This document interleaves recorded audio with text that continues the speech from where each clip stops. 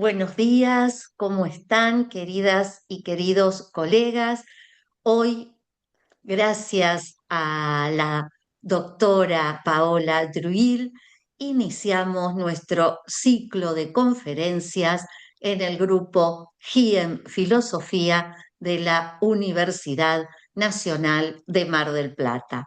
Estamos sumamente agradecidas y agradecidos a que nos acompañe en este día con un tema interesantísimo como es Filón de Alejandría y los fragmentos griegos. La doctora Druil es doctora en letras, investigadora independiente de CONICET, especializada en lengua y cultura griega, clásica y helenística. Su tema de investigación es el sistema jurídico en los tratados de Filón de Alejandría. Léxico, clasificación y significado del material legal en las series expositivas y alegórico-filosófica del corpus Filonicum y su vinculación con las fuentes epigráficas y papirológicas, especialista en Filón de Alejandría. Ha publicado numerosos artículos, libros, capítulos de libros. Así que bueno, bienvenida, querida Paola, a este nuevo ciclo. Muchísimas gracias, Susana. Gracias al Grupo GIEM por alojarme nuevamente en este espacio tan comprometido con la cultura y el conocimiento en Argentina y bueno, y en países posiblemente latinoamericanos y tal vez más allá. Bien, el tema que nos convoca hoy es el de los fragmentos de Filón de Alejandría. Este tema está directamente relacionado con el volumen 8 de Filón de Alejandría. Nosotros, el grupo filónico de La Pampa, de Santa Rosa La Pampa, hace ya más de 10 años, 15 años que estamos publicando los tratados completos de Filón de Alejandría en 8 volúmenes. Estos tratados están siendo publicados por la editorial Trota de Madrid, España. Ya hemos entregado el volumen 7 y estamos terminando de preparar el volumen 8 y con esto cerramos la colección. En este volumen 8, hacia el final, el lector va a poder encontrar los famosos fragmentos de Filón de Alejandría, que tienen características sumamente particulares y esto permite, digamos, conocer la manera en la cual Filón de Alejandría fue recepcionado, ¿no? Entonces comienzo.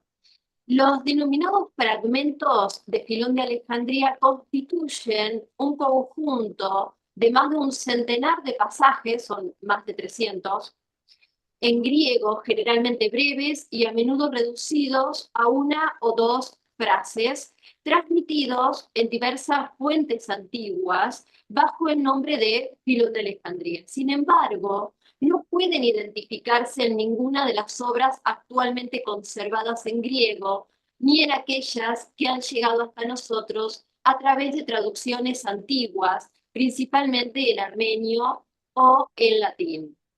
Estos testimonios fragmentarios ocupan, por lo tanto, un lugar particular dentro del estudio del corpus filónico, pues se sitúan en el límite entre la tradición textual directa, representada por los tratados transmitidos en manuscritos completos, y la tradición indirecta, en la cual los textos sobreviven únicamente integrados en compilaciones posteriores, citas patrísticas o colecciones exegéticas. Con el fin de delimitar con precisión este tipo de materiales, Runia, en 1992, estableció tres condiciones metodológicas fundamentales para la identificación de un pasaje como fragmento propiamente filónico, que de hecho estos criterios que puntea Runia se pueden utilizar para otros autores a los cuales se le atribuyen fragmentos, pero sobre los cuales no estamos seguros que la atribución sea correcta. En primer lugar, Runia propone el criterio, el texto debe estar atribuido explícitamente a Filón en la fuente que lo transmite. En segundo lugar, no debe encontrarse en las obras filónicas conservadas, ya sea en su forma griega original o en las traducciones antiguas que han preservado parte del corpus. Finalmente, no debe existir evidencia concluyente de que el pasaje sea indudablemente no filónico. Estos tres criterios delimitan un espacio textual intermedio. Los fragmentos no son textos plenamente auténticos, pero tampoco pueden descartarse como espurios sin un examen filológico detenido. La verificación del primer criterio ha requerido un análisis sistemático de las fuentes de transmisión en las que aparecen estos textos.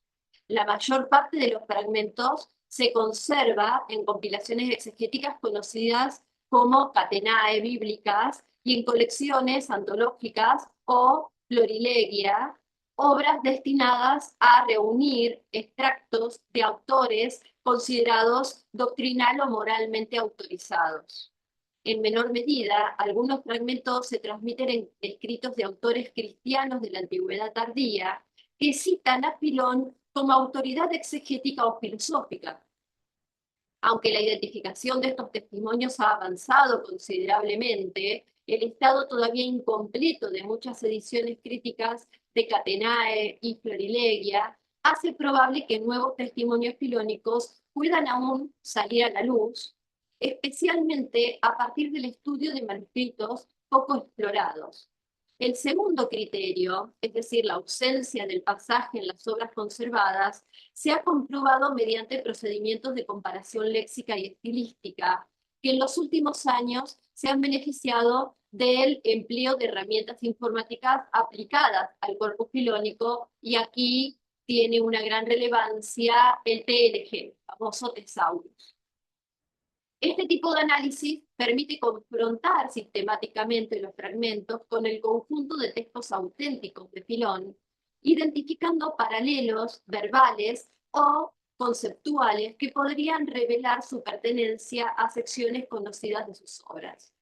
Gracias a estos métodos ha sido posible determinar que algunos pasajes transmitidos como fragmentos no son en realidad textos independientes, sino duplicaciones o extractos abreviados de tratados ya conservados. El tercer criterio ha puesto de relieve un fenómeno igualmente importante. Un número considerable de pasajes transmitidos bajo el nombre de Filón no puede considerarse auténtico. Las colecciones patrísticas y bizantinas en las que se conservan estos textos operaban con criterios antológicos antes que filológicos. En consecuencia, no siempre distinguían con precisión entre citas literales, paráfrasis o atribuciones tradicionales. La aplicación de estos tres criterios ha llevado a distinguir diversas categorías dentro del material fragmentario. Y aquí es Royce, uno de los expertos en fragmentos filónicos, quien en 1993 propuso clasificar los testimonios transmitidos bajo el nombre de Filón en cuatro grupos. Grupo número 1, textos que han podido identificarse dentro de las obras conservadas del autor. 2, fragmentos espurios, es decir, atribuidos erróneamente a Filón, y que justamente aquí Royce es quien elaborará una obra completa sobre los fragmentos espurios de Filón.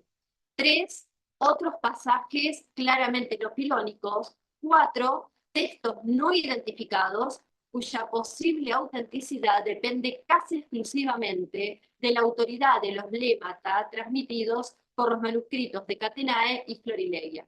La existencia de esta última categoría se explica en gran medida por el hecho de que una parte significativa de la obra de Filón se ha perdido. Numerosos indicios internos, referencias cruzadas dentro de los propios tratados, menciones de obras hoy desaparecidas o citas preservadas en autores posteriores muestran que el corpus actualmente conservado representa solo una fracción de la producción original del filósofo alejandrino. Según el conteo de Runia, hay 25, entre 20 y 25 libros perdidos, que equivale aproximadamente a la mitad del corpus conservado de Filón, compuesto por unos 50 tratados. El conjunto de escritos que poseemos hoy representa, por lo tanto, solo una parte de la producción original del autor. Runia distingue, además, entre diferentes etapas en la pérdida de estas obras. Algunas desaparecieron de manera temprana, posiblemente antes de los escritos filónicos, antes de que los escritos filónicos fueran incorporados a las bibliotecas, que desempeñaron un papel decisivo en su transmisión, como la biblioteca de la Escuela Catequética de Alejandría y la Biblioteca Episcopal de Cesarea, que hace improbable la conservación de fragmentos de ellos. Otras, en cambio, fueron aún accesibles a lectores como Orígenes, Eusebio, y desaparecieron solo con posterioridad. De estas obras es más probable que se hayan preservado fragmentos en compilaciones exegéticas. A este panorama debe añadirse una tercera etapa, donde la transmisión presenta características particulares, dado que algunos tratados filónicos no se conservaron en su forma griega original, sino únicamente a través de las traducciones antiguas. Este es el caso de 6 libros de las cuestiones sobre el Génesis, 2 libros, el primero incompleto de las cuestiones sobre el Éxodo, 2 libros de Providentia, un libro de Animalibus, un fragmento titulado de Deo del primer editor, Auger, posiblemente un fragmento de la obra Peri Aridmon. Estas obras sobreviven principalmente en traducción armenia y en un caso también en versión latina, lo cual implica que el texto griego original se ha perdido. Sin embargo, pequeños pasajes del original griego han sobrevivido de manera indirecta en citas o extractos transmitidos por otras fuentes y pueden ser considerados igualmente fragmentos filónicos. De hecho, en el caso de las cuestiones, el conjunto de fragmentos griegos transmitidos por la tradición indirecta resulta considerablemente más amplio que el de los otros tratados. A partir de esta constatación, Runia concluye que si se suman las obras perdidas y las obras conservadas solo en traducción, el panorama del corpus filónico cambia radicalmente. El corpus griego actualmente disponible, que fue publicado en la edición crítica de Connie Wendland, representa apenas algo de más de la mitad de la producción literaria original y total de Filón, estimada en 70 o 75 tratados entre conservados más perdidos, ¿no? De un 50 o 51 que hoy en día podemos leer editado a partir del griego, faltaría este 70 o 75, esta 70 cantidad más que pertenecería a las obras perdidas. Los fragmentos de Filón se conservan, como habíamos dicho, en 3 grandes ámbitos de transmisión indirecta, que son los principales canales a través de los cuales la tradición textual cristiana preservó, aunque de manera parcial y fragmentaria, textos de la obra del pensador alejandrino. Las catenae exegéticas griegas, el epítome griego, bíblico, perdón, atribuido a Procopio de Gaza, y los florilegia vinculados a la tradición damascena, en especial la colección conocida como Sacra Paralela.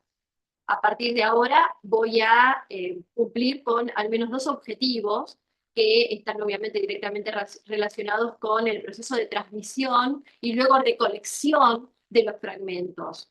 Voy a comentar en primer lugar las características generales de las catenae y de la epítome y de la florilegia, y en último lugar voy a comentar brevemente cuáles son las colecciones que hoy en día tenemos efectivamente de los fragmentos y cómo ha ido evolucionando esta cuestión. Las catenae, como gran parte de quienes nos puedan estar escuchando sabrán, las catenae exegéticas o cadenas bíblicas son compilaciones anónimas, generalmente transmitidas sin título, prefacio ni conclusión, que reúnen una sucesión de extractos tomados de diversos autores y dispuestos en torno al texto bíblico. Este tipo de comentario se caracteriza por la juxtaposición de pasajes procedentes de exégetas cristianos, de los primeros siglos de nuestra era, a los que se añaden ocasionalmente testimonios de autores judíos helenísticos, especialmente de Filón y Flavio Josefo. Las catenae se conservan en numerosos manuscritos bíblicos y acompañan el texto sagrado de forma continua. Los extractos pueden aparecer insertos entre las secciones del texto o dispuestos en los márgenes exteriores de la página, siguiendo paso a paso el desarrollo del pasaje comentado y formando en conjunto una verdadera cadena de interpretaciones autorizadas. Aunque la identidad de los compiladores permanece desconocida, los extractos suelen ir precedidos por lémata, que son breves encabezamientos, normalmente el nombre del autor en genitivo, indicadores de la procedencia de la cita y el punto de partida para la atribución de los textos. En el caso de Filón, los lémata más frecuentes son Filonos, Filonos Hebraiú y Filonos Episcopus. Este último reflejo de una tradición tardía que reinterpretó al filósofo alejandrino como una figura cercana al cristianismo primitivo. Sin embargo, la presencia de estos indicadores no garantiza por sí sola la autenticidad de los pasajes transmitidos. La tradición manuscrita de las Catenae está sujeta a múltiples errores. Los encadenamientos pueden estar mal interpretados o copiados incorrectamente, desplazarse de su posición original y quedar asociados a un pasaje precedente o posterior, o incluso omitirse por descuido o por intervenciones posteriores de rubricadores y correctores. Cuando estos indicadores se pierden, los extractos tienden a fusionarse, de modo que el texto subsiguiente puede leerse como simple continuación del anterior. Esto favorece que varios pasajes queden agrupados bajo el nombre del autor mencionado en el primer lema. En consecuencia, la mera presencia de un lema que atribuya un texto a Filón no garantiza su autenticidad. Del mismo modo que un pasaje genuinamente filónico puede transmitirse de forma anónima o bajo el nombre de otro autor. A pesar de estas dificultades, la exploración de las catenae que transmiten material filónico se ve considerablemente facilitada por un hecho fundamental.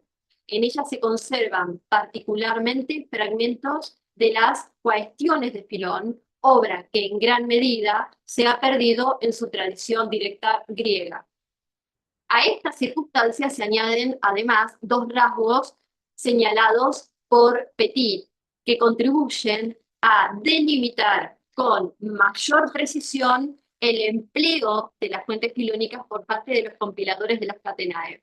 En primer lugar, en el caso de las cuestiones de Filón, las Catenae siguen el orden del propio texto bíblico.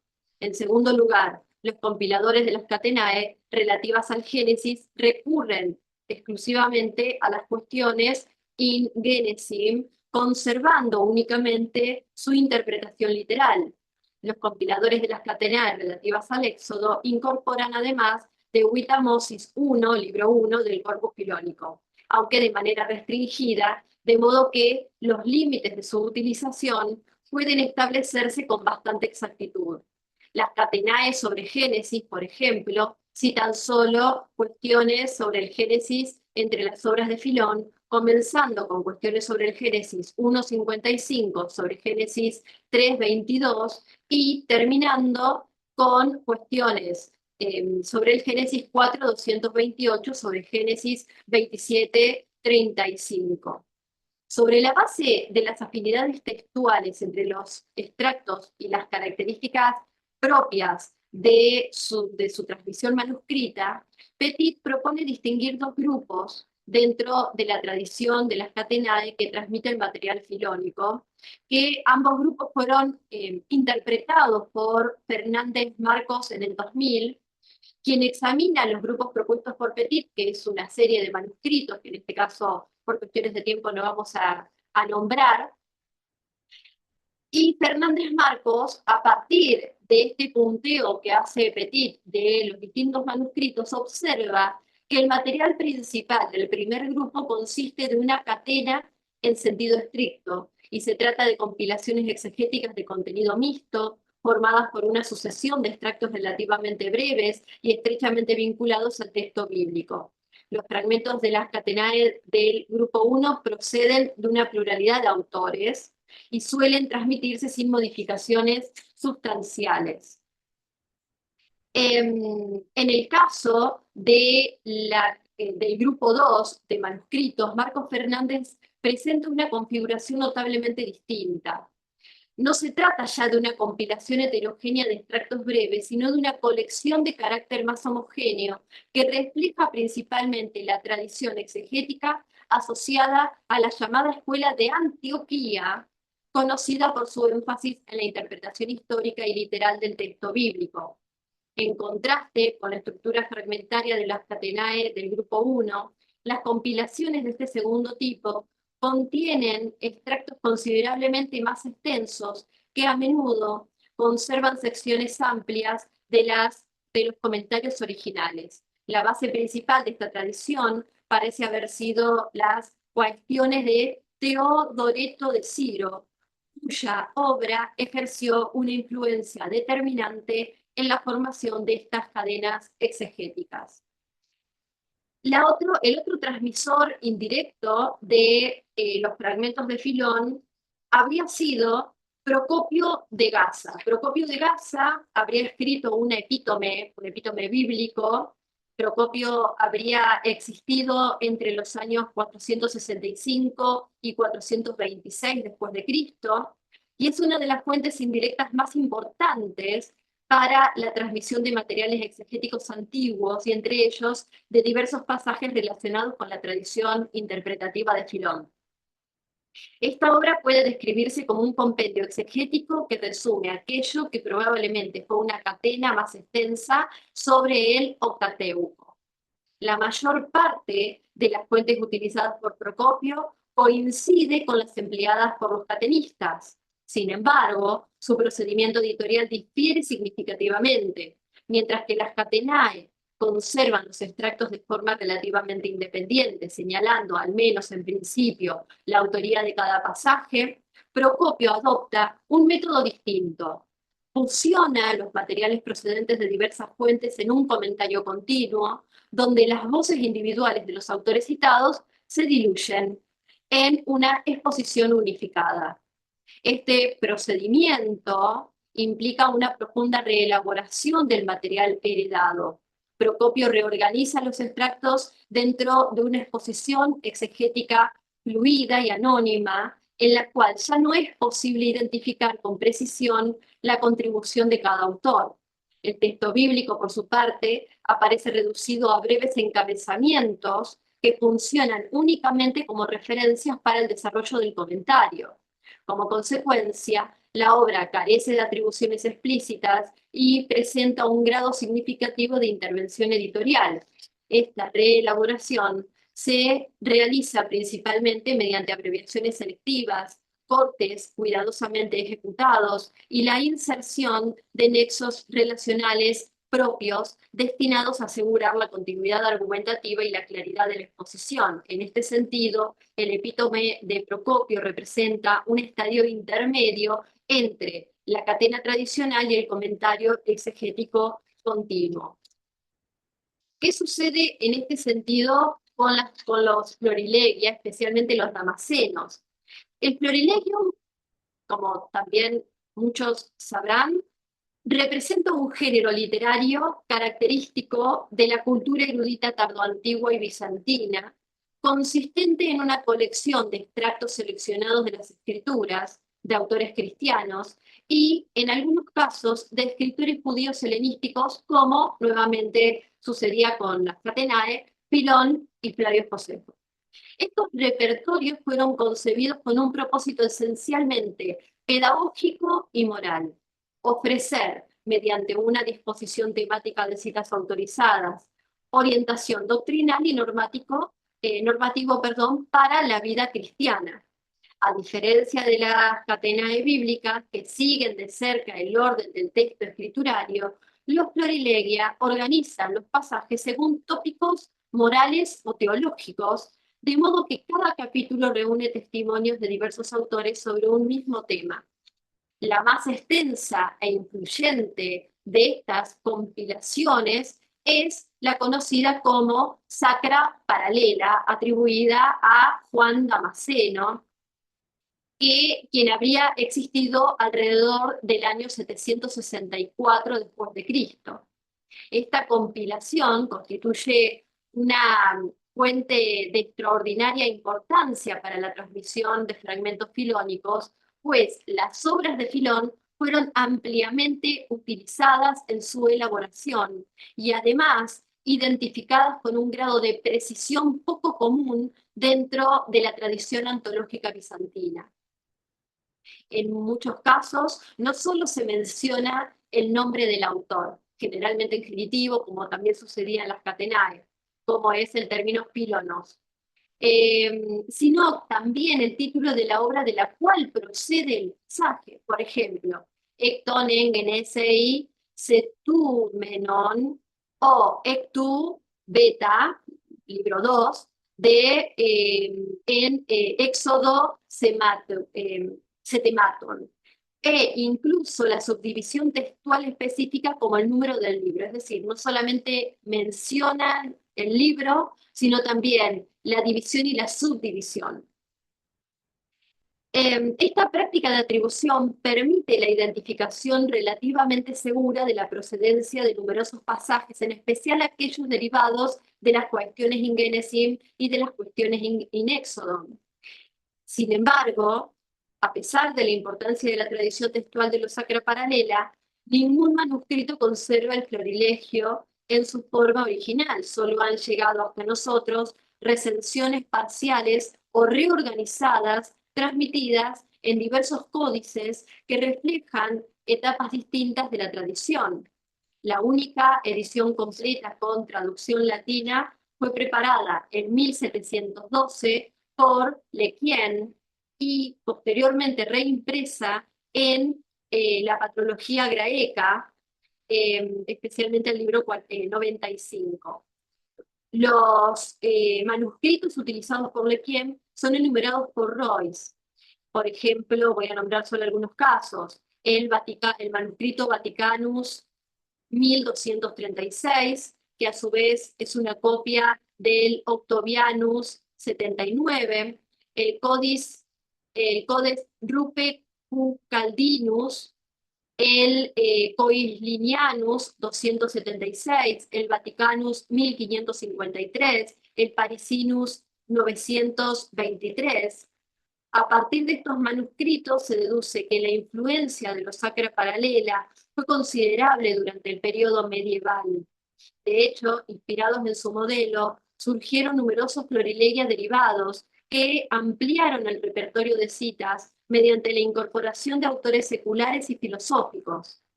Estos repertorios, que Petit denomina sacros seculares, incluyen manuscritos de los Sacra Paralela, pero también recogen textos de autores seculares, en parte a través de intermediarios como Estobeo.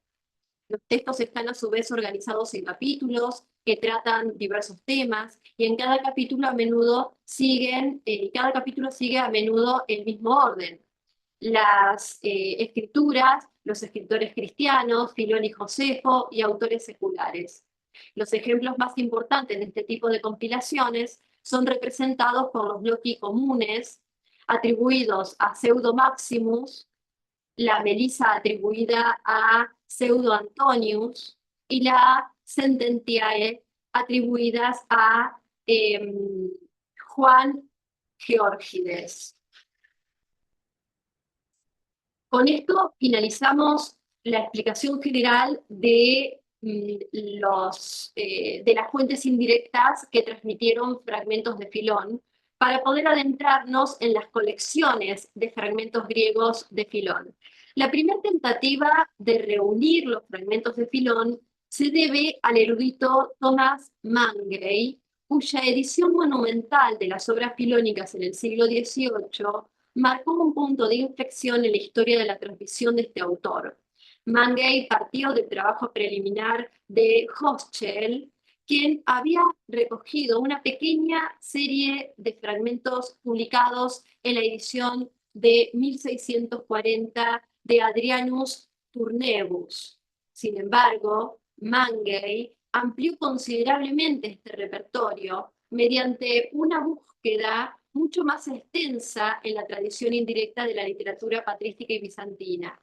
Para organizar este material adoptó un criterio fundamentalmente fuente crítico, agrupando los fragmentos según los autores o colecciones en los que se habían conservado. En particular, distinguió 6 grandes depósitos textuales que funcionaron como base de su recopilación.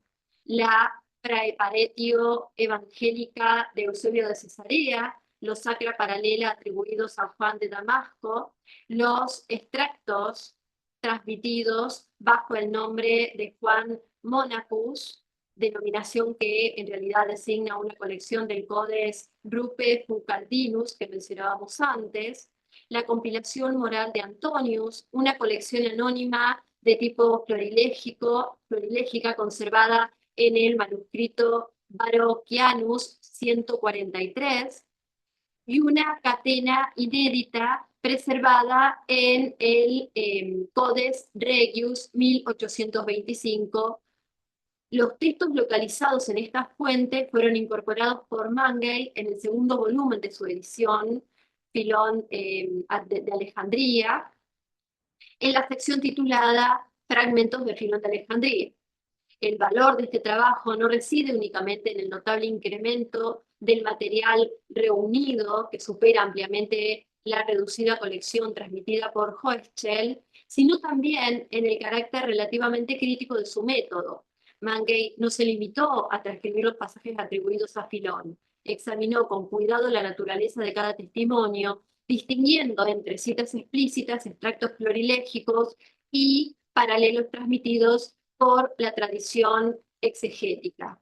Así, por ejemplo, identificó 6 fragmentos conservados en Preparación Evangélica de Eusebio, procedentes principalmente de los tratados filónicos de Providentia e Hipotética. Las otras 5 fuentes proporcionaron a Mangey más de 200 fragmentos adicionales. Otro gran coleccionista fue Harris, quien emprendió la tarea de revisar críticamente el material reunido por Mangey y ampliarlo mediante la incorporación de nuevos testimonios que habían salido a la luz durante el siglo XIX, gracias al progreso de la filología patrística y de los estudios orientales. En su obra, que se tituló Fragmentos de Filón de Alejandría, publicada por la editorial Cambridge en 1886, Harris examinó nuevamente las fuentes utilizadas por Mangey y añadió un conjunto considerable de material procedente tanto de nuevas ediciones críticas como de manuscritos y colecciones exegéticas que no habían sido explotados anteriormente. En primer lugar, los fragmentos publicados por Auger a partir de su edición armenio-latina de Providentia y de las cuestiones sobre el Génesis y sobre el Éxodo, textos cuya preservación en lengua armenia había revelado la amplitud de la tradición filónica fuera del ámbito griego. En segundo lugar, los fragmentos editados por May, provenientes de la colección conocida como Res Sacrae, atribuida a Leoncio y a Juan, y de los pasajes publicados por Pitra. Y también, en tercer lugar, los pasajes publicados por Kramer, por ejemplo, y otros autores, Pitra, que ya nombramos anteriormente, y otros autores que fueron leyendo códices y extrayendo de esos códices los fragmentos que consideraban propiamente filónicos. El último autor en llevar a cabo este proceso de recolección fue el propio Royce, que mencionábamos con anterioridad, y esta obra es la que hasta el momento culmina el proceso de recolección de fragmentos filónicos. Royce se basa en Harris en gran medida, al mismo tiempo elabora un índice final donde enumera todos los fragmentos existentes hasta el momento, tanto los correctamente atribuidos a Filón como los incorrectamente atribuidos y finalmente los fragmentos considerados filónicos pero no identificados en ninguna fuente filónica conocida o conservada hasta el momento.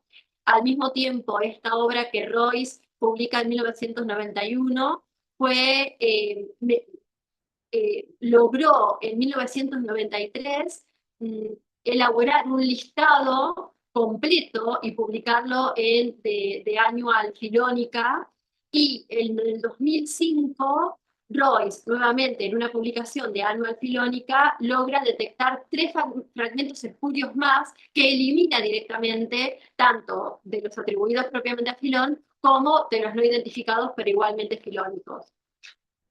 Con este recorrido, entonces, a partir de, bueno, la denominación propiamente de los fragmentos, de qué son fragmentos filónicos, cuáles son los criterios para su identificación, al mismo tiempo cuáles son las fuentes que los han transmitido, que en su mayoría son fuentes bizantinas y se han recolectado en códices fundamentalmente, y finalmente, mediante la revisión de cuáles son las colecciones, que son solamente tres, pese a la importancia, de hecho estas colecciones no transmiten los fragmentos griegos completos.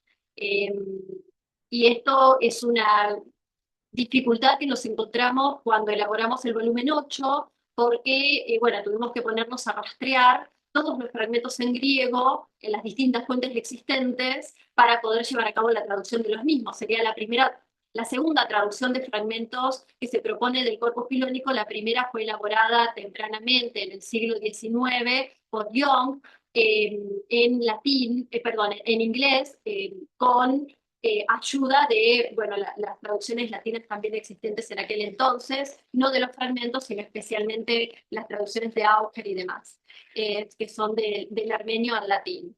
Pero esto demuestra lo poco que todavía se sabe sobre los fragmentos, todo lo que está por venir, especialmente con el descubrimiento de nuevos papiros y demás, que pueden haber, permitirían de alguna forma poder llegar a conocer, o nuevos códices que se puedan llegar de los cuales se pueda llegar a tener conocimiento. Todo esto genera que los fragmentos hoy en día sea un corpus de gran importancia, especialmente por lo inexplorado y por la posibilidad de que nuevos fragmentos sean atribuidos a Filón y que fragmentos ya atribuidos pertenezcan a otros autores, entonces permite ampliar también el corpus de otros autores. Bueno, y con esto finalizamos con esta exposición. Espero que haya sido del interés. Ha sido una exposición más de tipo bibliográfica para dar a conocer justamente la importancia de los fragmentos y la complejidad que estos revisten. Muchísimas gracias. Muchísimas gracias, querida Paola. Excelente que nos pongas en el camino del trabajo filológico para poder dirimir cuáles son los textos auténticos de los inauténticos.